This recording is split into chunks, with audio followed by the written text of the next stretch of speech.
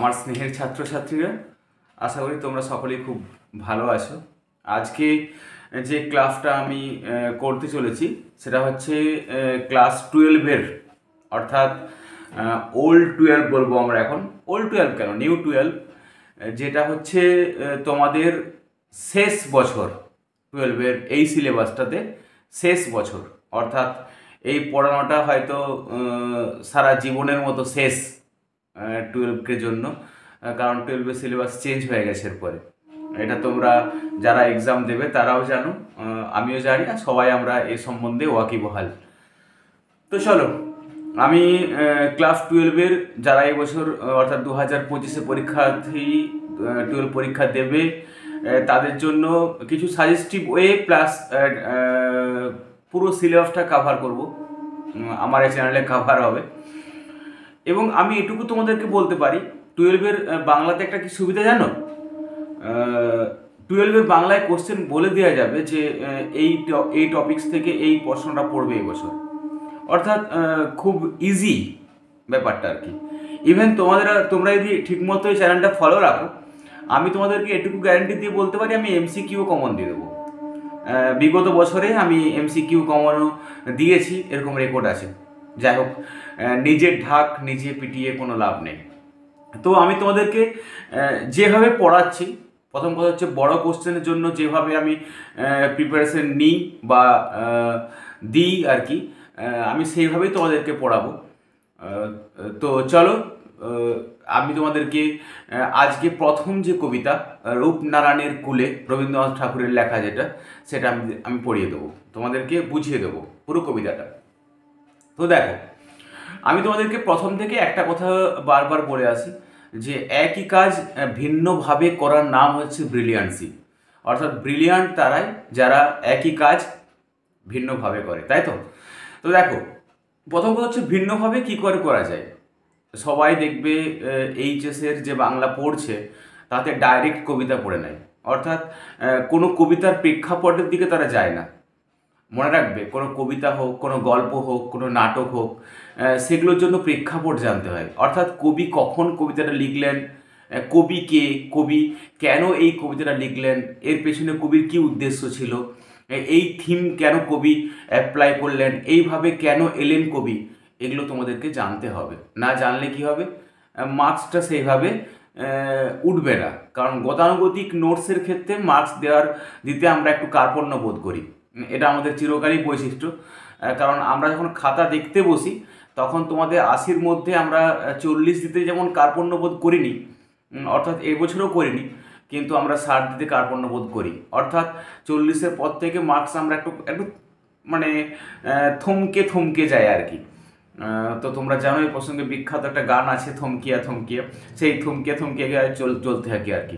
60-এর পর থেকে 70 পর্যন্ত যাওয়ার জন্য তোমরাকে প্রচুর মেহনত করতে হবে, এটুকু মনে রাখবে।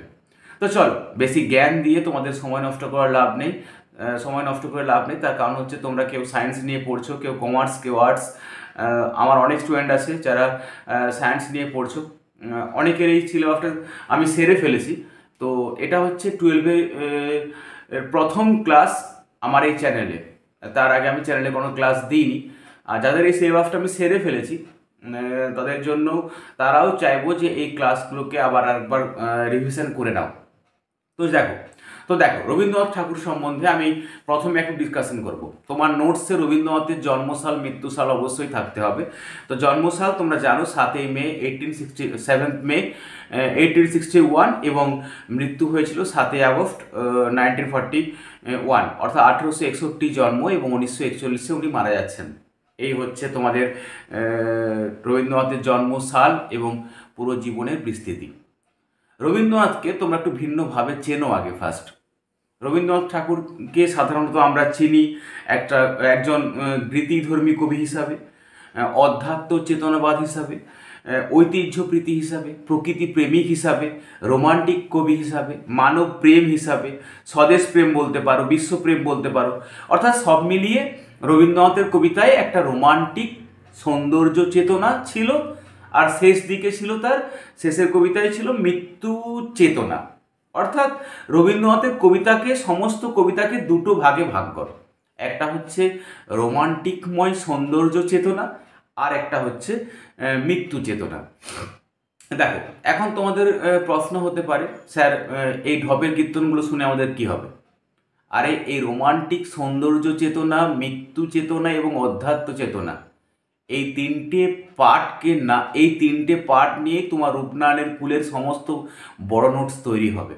অর্থাৎ এই তিনটে ভাবনা, এই তিনটে থিম তোমার নোটসের মধ্যে থাকতে হবে, তবে তোমার নোটসে ফুল মার্কস আসবে। না হলে তোমার নোটসটা এভারেজ নোটস, অর্থাৎ গতানুগতিক নোটস।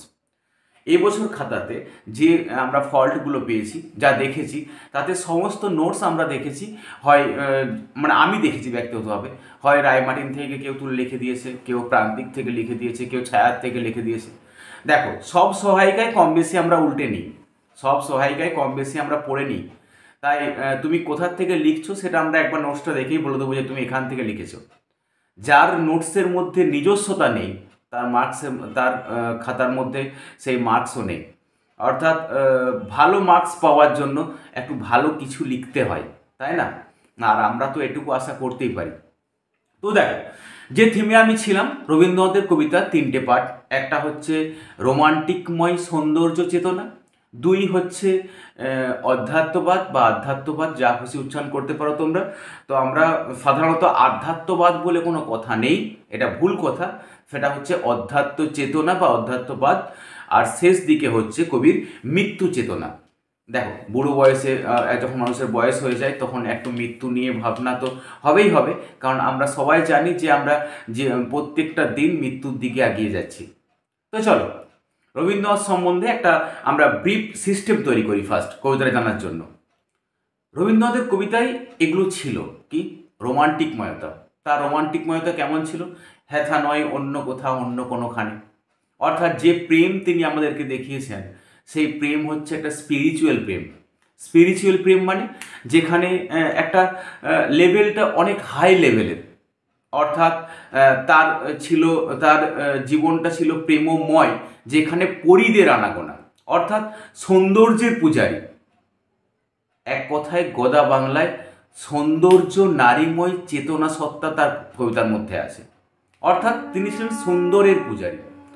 অ্যাকচুয়ালি সুন্দর কথার থেকে সবচেয়ে বলা ভালো, তার কবিতার মধ্যে পরী ছিল। তার কবিতার মধ্যে যে সমস্ত নারীদের কথা পাই, যে সমস্ত কল্পনারীদের কথা পাই, কল্পনারী মানে কল্পনার যে নারীরা, সেই তাদের কথা ছিল।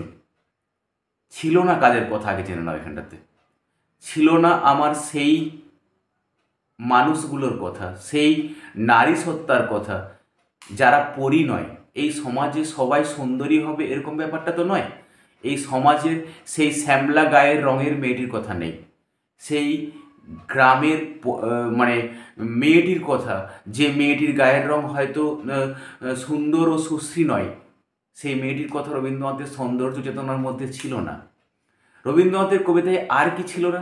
রবীন্দ্রনাথের কবিতার মধ্যে ছিল না সেই ছেলেটির কথা, যে ছেলেটির গায়ের রং রোদে পুড়ে পুড়ে কালো হয়ে গেছে, গায়ে যার কোনো পোশাক নেই, যার প্যান্টের মধ্যে চারটে পাঁচটা তালি দেওয়া আছে, সেই মেয়েটির কথা কোনো ছিল না। সেই মেয়েটির কথা ছিল না যে মেয়েটি তার স্বামীর জন্য গ্রীষ্মের ভর দুপুরে গামছার মধ্যে মুড়ে কিংবা কোনো তার পুরনো শাড়ির মধ্যে মুড়ে ভাত নিয়ে যায়।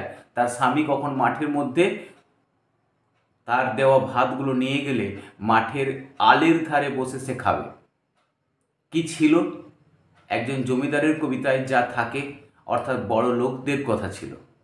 কিন্তু এই যে সৌন্দর্য চেতনা, কেবল সুন্দরকে সুন্দর বলা আর এই গরিব মানুষদের কথা না বলা, তার জন্য তোমরা পরবর্তীকালে যে পরে যে কবিতাটা পড়বে, শিকার, জীবনানন্দের লেখা, এই ঠিক অপোজিট কবিতা।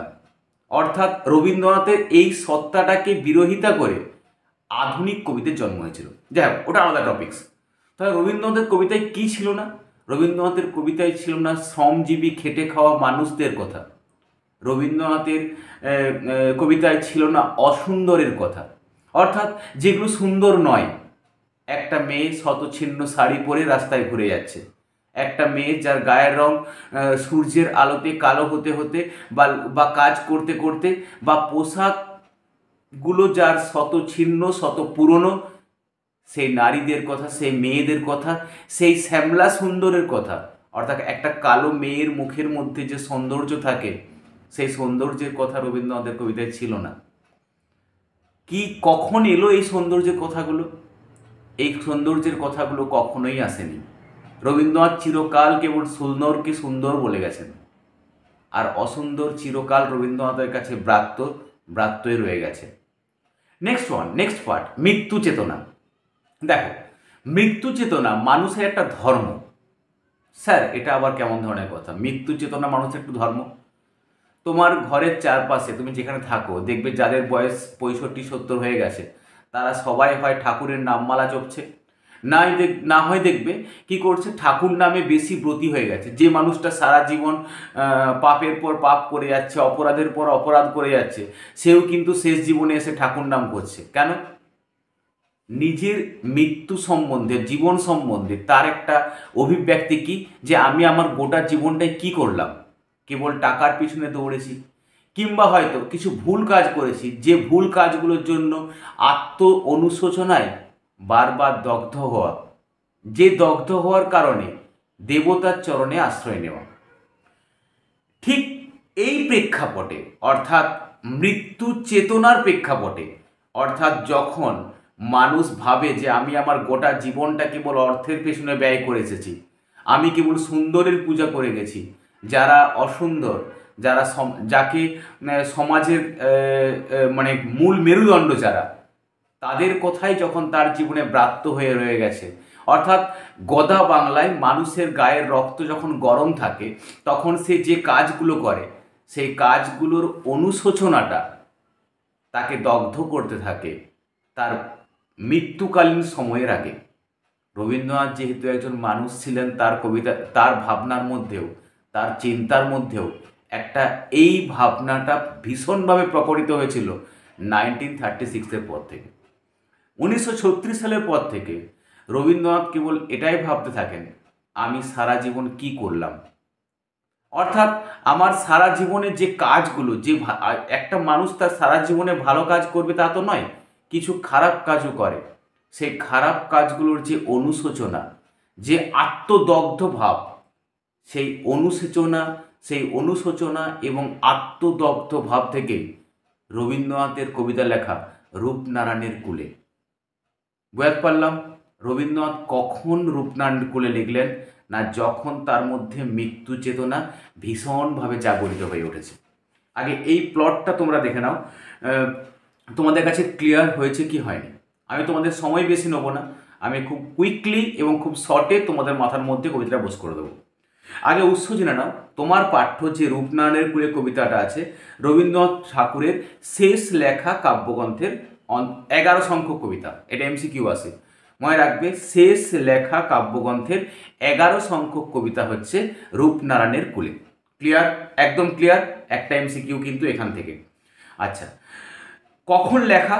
না, 1941 খ্রিস্টাব্দে 13ই মে শান্তিনিকেতনের উদয়ন বাড়িতে রাত্রি 3:15 এই কবিতাটা রচিত হয়েছিল।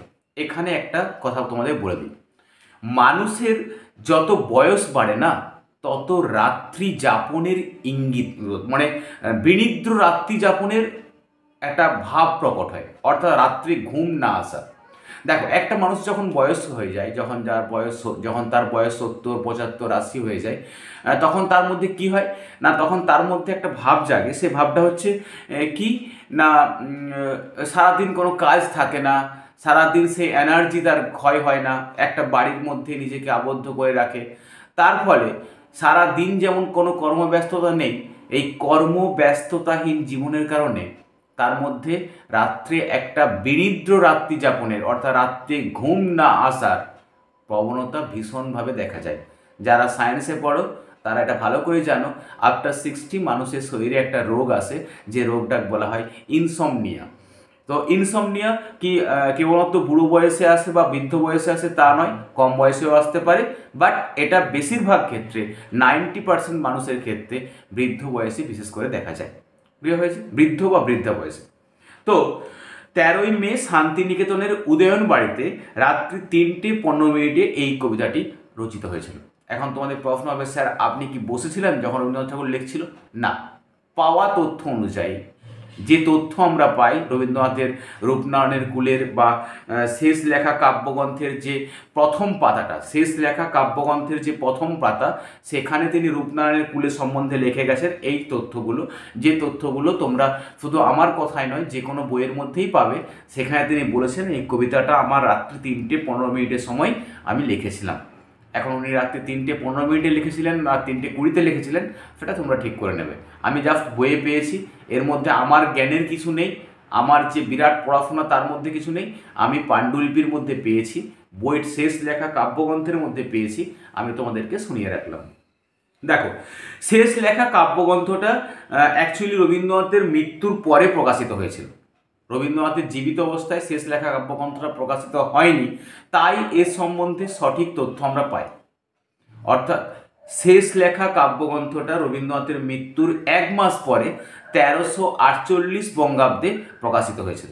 মনে রাখবে, বঙ্গাব্দ থেকে খ্রিস্টাব্দ কীভাবে করতে হয়? 1200 মানে হচ্ছে 1800, আর 1300 মানে হচ্ছে 1900, আর লাস্টের যে দুটো সাল আছে, ধরো 48 -7 করলেই সেটা খ্রিস্টাব্দ বেরিয়ে যাবে, কোনো অসুবিধা নেই। বঙ্গাব্দ 1300 মানে হচ্ছে 1900, আর লাস্টের দুটো থেকে 7 মাইনাস করলে 7 মাইনাস করলে খ্রিস্টাব্দ আমরা পেয়ে যাই। তো 1348 বঙ্গাব্দের ভাদ্র মাসে প্রকাশিত হয়েছিল রবীন্দ্রনাথের রূপনারায়ণের কুলে কবিতাটা, মানে রূপনারায়ণের কুলে নয়, শেষ লেখা কাব্যগ্রন্থটা। এই হচ্ছে কবিতাটার মূল প্রেক্ষাপট বা থিম। নিশ্চয়ই ভীষণ কিছু সময় লাগলো না। আচ্ছা, কবিতার প্রথম পার্টটায় আসি। প্রথম কথা হচ্ছে রূপনারায়ণের কুলে কোন ধরনের কবিতা। একটা কথা মাথার মধ্যে বস করে নাও, রূপনারায়ণের কুলে হচ্ছে, এই টার্মটা মনে রাখো, না হলে তোমরা আমার নোটসগুলো বুঝতে পারবে না। রূপনারায়ণের কুলের পড়তে গিয়ে তোমরা একটা কথা বারবার মনে রাখবে যে এই কবিতাটা হচ্ছে ব্যঞ্জনাধর্মী কবিতা। এখন তোমাদের প্রশ্ন হবে, স্যার ব্যঞ্জনা কি? ব্যঞ্জনা কি বোঝাবার আগে, যখন আমি কবিতাটা বুঝিয়ে যাব তখন তোমরা বুঝতে পেরে যাবে যে ব্যঞ্জনা কি। তার আগে একটা কথা, যারা আমার প্রথম ক্লাস করছো, এর আগে ক্লাস করনি, আমি একটা কথা বারবার, অর্থাৎ যারা আমার কাছ থেকে 8 থেকে রিলেটেড নও, অ্যাকচুয়ালি আমি 8 থেকে আমার স্টুডেন্ট যারা, তারা ভালো করেই জানে যে মহেশ্বর স্যার একটা কথা বারবার চিৎকার করে করে বলেন যে কবিতাটা তুমি বাইরের থেকে যেটা পড়ছো সেটা কবিতার অর্থ নয়। প্রত্যেকটা কবিতার মধ্যে একটা আভ্যন্তরীণ অর্থ বর্তমান থাকে, যে আভ্যন্তরীণ অর্থটাই হচ্ছে তোমার কবিতার মূল বিষয়বস্তু এবং সেটাই তোমার নোটস। দেখো, কবিতা কি? কবিতা আর কিছু নয়, স্পন্টেনিয়াস ফিলিংস অফ লাভ, এই কথাটা মনে রাখবে। হয়েছে? যাই হোক, ছেড়ে দাও। রূপনারায়ণ কি? রূপনারায়ণ সম্বন্ধে তোমরা যারা আর্টসের স্টুডেন্ট আছো তারা তো আমার থেকে অনেক বেশি ভালো জানো যে রূপনারায়ণ হচ্ছে বাংলার একটা চিরপরিচিত নদী, তাই তো? সেই চিরপরিচিত নদী হচ্ছে রূপনারায়ণ, যাকে আমরা রূপনারায়ণ বলে বিশেষভাবে চিনি। রূপনারায়ণ বলে তো চিনি না, রূপনারায়ণ নামে চিনি। এখন এখানে একটা ব্যাকরণ শিখে নাও, ব্যাকরণটা পরে শেখাচ্ছি আর কি। দেখো, রূপনারায়ণের কুলে এই কবিতাটা রবীন্দ্রনাথ ঠাকুরের লেখা। প্রথমে বাহ্যিক অর্থ, তারপরে আভ্যন্তরীণ অর্থ আমি বোঝাবো, অর্থাৎ কবিতাটা দুটো অর্থ আমি একসঙ্গে সঙ্গে নিয়ে যাবো। রূপনারায়ণের কুলে জেগে উঠলাম, কবি রূপনারায়ণের কুলে জেগে উঠলাম। এখন এখানে তোমাদের প্রশ্ন হচ্ছে যে স্যার কুলে মানে কি? কুলে শব্দের অর্থ কি? কুলে শব্দে যদি তুমি আভিধানিক অর্থ করতে চাও, কুলে শব্দের অর্থ হচ্ছে কিনারায়। কিনারা কি? তট বলতে পারো স্যার, তাও আরো সহজ করে তীরে। অর্থাৎ রূপনারায়ণের তীরে কবি জেগে উঠলেন। স্যার, কবি কি নদীর পাড়ে ঘুমোচ্ছিলেন নাকি? না। এখানটায় দেখো, বাহ্যিক অর্থে এখানটাতেই কনফ্লিক্ট। রূপনারায়ণের কুলে জেগে উঠলাম, স্যার কুলে শব্দের অর্থ যদি তটে বা কিনারায় হয়, কবি কি তাহলে মাদুর টাদুর নিয়ে খাট কি নদীর কিনারায় পেতে ঘুমোচ্ছিলেন, হঠাৎ করে জেগে উঠলেন? এখানটাতেই তোমার আভ্যন্তরীণ অর্থ স্ট্রাইক করবে, যে অর্থটা তোমাদের খাতার মধ্যে আমরা পাই না, যে কারণে তোমাদের মার্কস ভ্যারি করে যায়। দেখো, এখানটাতেই হচ্ছে ব্যঞ্জনাটা। নিশ্চয়ই কবি এই কবিতাটা লেখার সময় নদীর পাড়ে ঘুমোচ্ছিলেন না, তাই জেগে উঠলেন। এখন প্রশ্ন হচ্ছে জেগে ওঠা কি? জেগে ওঠা মনে হচ্ছে তোমার কোনো একটা বিষয় সম্বন্ধে সঠিক ধারণায় থাকা। আরে স্যার একটা বাস্তব উদাহরণ দিয়ে বোঝান। একটা বাস্তব উদাহরণ দিয়ে বুঝিয়ে দিচ্ছি। ধরো তোমরা 8, 9, 10 যে কাজগুলো করেছো, তোমরা দেখবে সেই সময় আবেগের বসে এমন অনেক কিছু সিদ্ধান্ত নিয়েছো যেগুলো ক্লাস 12 বা 12-এর পরে এসে মনে হবে আরে কি ছেলে মানুষই করেছিলাম, এটা কেন করতে গিয়েছিলাম, কি বোকা ছিলাম তখন, এতটা বোকা আমি কেন হলাম, কি বোকা ছিলাম তখন, অর্থাৎ 8-এ বা 9-এ বা 10-এ। এখন তুমি সেই ভুলটা বুঝতে পারছো, এর অর্থ হলো এখন তুমি জেগে উঠছো, তখন তুমি আবেগে ছিলে, মিন্স ঘুমন্ত অবস্থায় ছিলে। অর্থাৎ তোমার হৃদয় থেকে নেওয়া প্রত্যেকটা সিদ্ধান্ত যে তুমি ভুল করেছো সেটা তুমি কখন বুঝতে পারছো, যখন তুমি জেগে উঠছো, অর্থাৎ যখন তুমি বাস্তবের মুখোমুখি হচ্ছ। কবি এই কথাটাই তোমাদের ব্যঞ্জনার রূপ দিয়ে বলতে চেয়েছেন। দেখো এখানটাতে একটা সুন্দর টার্ম তোমরা ইউজ করতে পারো, যেটা আমার মনে হয় খুব ভালো। সেটা হচ্ছে ঘুম কি? ঘুম হচ্ছে একটা স্বপ্নের আধার। ঘুম কি? ঘুম হচ্ছে একটা নিরবিচ্ছিন্ন প্রক্রিয়া, যে প্রক্রিয়াতে মানুষ সমস্ত বাস্তব থেকে, সমস্ত পৃথিবী থেকে আলাদা হয়ে থাকে। কবি বলছেন যে ঘুম, স্বপ্ন, আধার ও কুহেলিকাময় যে জগৎ, তার আচ্ছন্নতা থেকে কবি জেগে উঠছেন। স্যার একটু সহজ করে বললে ভালো হয়। দেখো এই জগৎটা কি? এই জগৎটা বাস্তব, কঠিন, কঠোর। কবি যখন তোমাদের মতো বয়সী ছিল, বা তারও ছোট, বা তার পরবর্তী জীবন, অর্থাৎ কবির শৈশব, কৈশোর, যৌবন, তখন কবির যে জীবনটা, একটা জমিদার মানুষের জীবন কেমন হয়, একটা আভিজাত্যপূর্ণ জীবন, না চাইতেই সব কিছু পেয়ে যাওয়া, সব কিছুর মধ্যে একটা সচ্ছলতা বা সচ্ছল ভাব বলতে পারো। টাকা পয়সার অভাব কোনোদিন হয়নি, দুঃখ যাকে স্পর্শ করতে পারেনি, সেই দুঃখহীন জীবন যেখানে না চাইতেই সমস্ত কিছু পেয়ে যাওয়া, কবির ছিল এটাই জীবন। এবং কবি যা চেয়ে, রবীন্দ্রনাথ ঠাকুরের জীবনে একটা প্লাস পয়েন্ট কী বলতো? রবীন্দ্রনাথ ঠাকুরের জীবনকে তুমি যদি খুব ভালোভাবে পর্যবেক্ষণ করো বা দেখো, বা যারা বাংলা নিয়ে পড়বে এইচএসের পরে, তখন তারা দেখবে যে রবীন্দ্রনাথ জীবনে পান নিয়ে এরকম কিছু নেই। ঘুরে বেরিয়েছেন, যাকে চেয়েছেন, যখন চেয়েছেন, যেভাবে চেয়েছেন পেয়েছেন, সেটা শৈশবকাল থেকেই। বা রবীন্দ্রনাথের জীবন ছিল ধনতান্ত্রিক পরিবেশের মধ্যে গড়া, অর্থাৎ ধনী ব্যক্তিদের মধ্যে তিনি অন্যতম। অর্থাৎ এদের জীবনে এইসব মানুষদের জীবনে দুঃখ কম স্পর্শ করে। কিন্তু একটা মানুষের জীবনের অর্থই কি সব? না, অর্থ একটা মানুষের জীবনে সব কিছু হতে পারে না। অর্থ মানুষকে যে জিনিসটা দিতে পারে না, সেটা তোমরা জানো কি? সেটা হচ্ছে প্রকৃত ভালোবাসা কখনো দিতে পারে না। কবির সেটা শেষ জীবনে এসে মনে হচ্ছে যে আমি যখন রূপনারায়ণের কুলে জেগে উঠলাম, অর্থাৎ আমি যখন বাস্তবের মুখোমুখি হলাম, এটাই হচ্ছে ব্যঞ্জনা। তখন কি না, তখন জানলাম এই জগৎ স্বপ্ন নয়। অর্থাৎ কবি বলছেন তিনি গোটা জীবনটাকে স্বপ্নময় জগতের মতো কল্পনা করে গেছেন। তাই তাই রবীন্দ্রনাথ ঠাকুরের ম্যাক্সিমাম কবিতার মধ্যে পরীদের আনাগোনা। পরী কি? একটা সৌন্দর্যময় ভাবসত্তা, যে ভাবসত্তার মধ্যে সৌন্দর্যময়তা আছে। পরীরা কি হয়? পরীরা একটা অপরূপ সুন্দরী হয়, যে সৌন্দর্যময় বাস্তবে কখনো হয় না, কখনো দেখা যায় না, কখনো পাওয়া যায় না। সেই সৌন্দর্যের পূজারী ছিলেন রবীন্দ্রনাথ।